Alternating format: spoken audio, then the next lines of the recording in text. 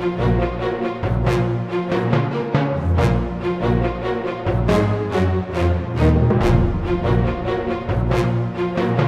up, it's your boy Roy Jones Jr. Right now you're checking out Liddell Boxing TV with Bertie.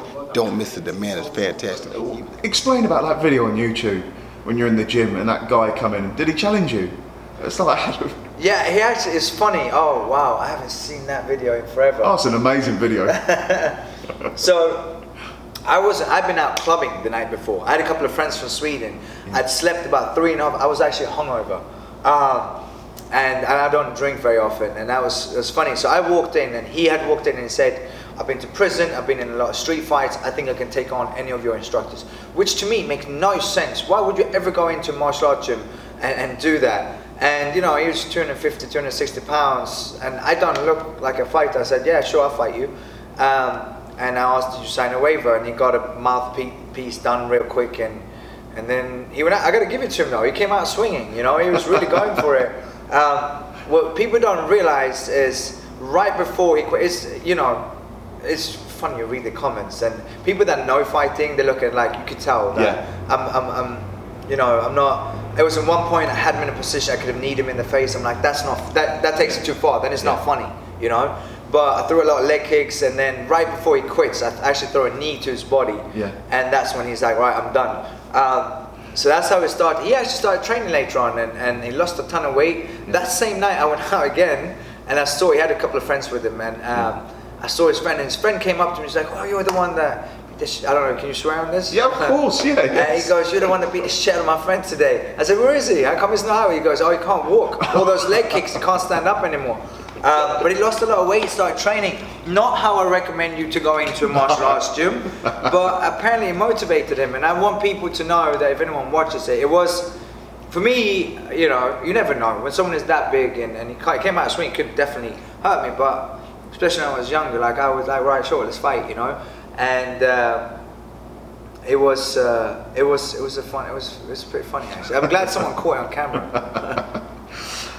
Let's just go on a big massive fight we were talking about in Vegas, GGG, Alvarez, two of the guys' highest operators. They were just saying what an amazing fight. How did you score that? Oh man, it's so hard. Like, you know, people, and that's always boxing, right? That makes for a great rematch again. But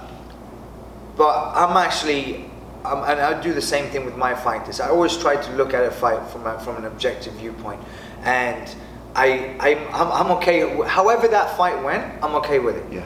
You know, I can see Canelo winning the fight. I can see Triple G winning the fight.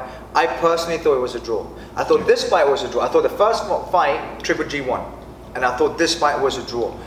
I love what Canelo did. He came out. He said, "I'm going to stand in front of him," and he did. And unbelievable, the punches both of them took and still stood. It looked like they didn't affect them.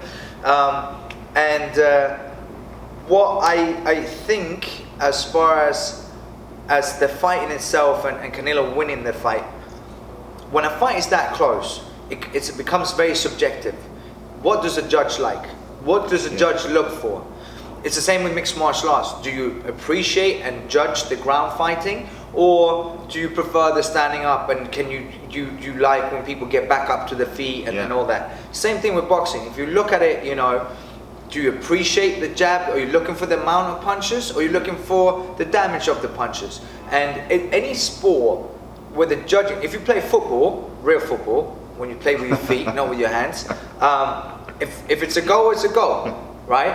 And you still have some subjectiveness as far as was that a foul, wasn't it a foul? But when it comes to boxing, and that's what sucks about it, but at the same time, it is what it is, and you can't change the rules. Any sport like gymnastics or when you judge someone based on their performance, which you do in boxing, if it's not a knockout or knockdowns and a fight is that close, it comes down to the subjectiveness of the judge. And it's what you like, isn't it? Exactly what you're saying, it's exactly what you like. During that fight, there was a press conference. Chuck Liddell and Liddell Ortiz, they're coming back at it. What do you think about that? Golden Boy getting into MMA, it's a difficult thing to do, you know. I used to work for Golden Boy, and I know that they're very good at operations, which it is. It's like running any business. It's entertainment business, but it is business. I think they can do right with it. It's a fight. I don't think Chuck and Tito should fight anymore. You know, they're both legends, but even though I don't think they should fight, I'll still tune in and watch the fight because it's Tito Ortiz and Chuck Liddell. Yeah.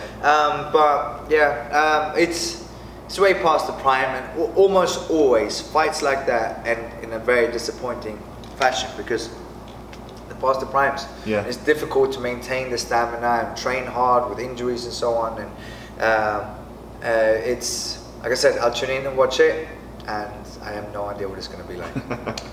Could be great. Could be great. I hope it will be great, Yeah. and I hope it's both of the guys' last fights. That's right. Yeah. Both of them are great guys, and they've got better things to do. Can you just quickly explain a little bit about Krav Maga as well? 'Cause that's A lot of times people ask me why I do both. Why do I do mixed martial arts and Krav Maga? Well, they serve different purposes. As brutal as mixed martial arts can be, it's still a sport. It's man versus man or woman versus woman inside of a cage. You know what time you're fighting, what weight you're fighting at, and you know who you're fighting, so you prepare for that specific opponent. Whereas Krav Maga is the opposite. It's a street situation, it's street self-defense. It comes from Israel originally, and it's taught to the IDF, the Israeli Defense Forces. It's now the official self-defense training for law enforcement in the United States as well. And a lot of times people are like, oh, but this versus that. I'm like, no, it doesn't work like that, you know. Krav Maga is, in a way, the original mixed martial arts, taken from different styles and putting it together into a system to work for people that don't have time to train 5 hours a day. And it's preparing you for the fight you hope never is going to happen. You know, you don't have time to warm up. You know, what people don't realize, I just did an article for Lance Armstrong's, what's it called? Livestrong.com. Yeah. Busting self-defense myths. Yeah. And self-defense is not what you see in movies. It's not how you think. You read all this stuff like, oh, just kick them in the shin bone. Yeah. It doesn't work. And it's not. And you know, when it comes to sexual attack on women or bullying, it's not about the sex in itself. When it comes to that, it's an act of violence. Yeah. And in order to respond to that, you got to do stress drills and adrenaline drills to prepare you in the best possible way for a situation, because you don't have time to warm up. You're not in workout clothes. You don't have time to tell the person, hang on, I'm just going to stretch out a little bit.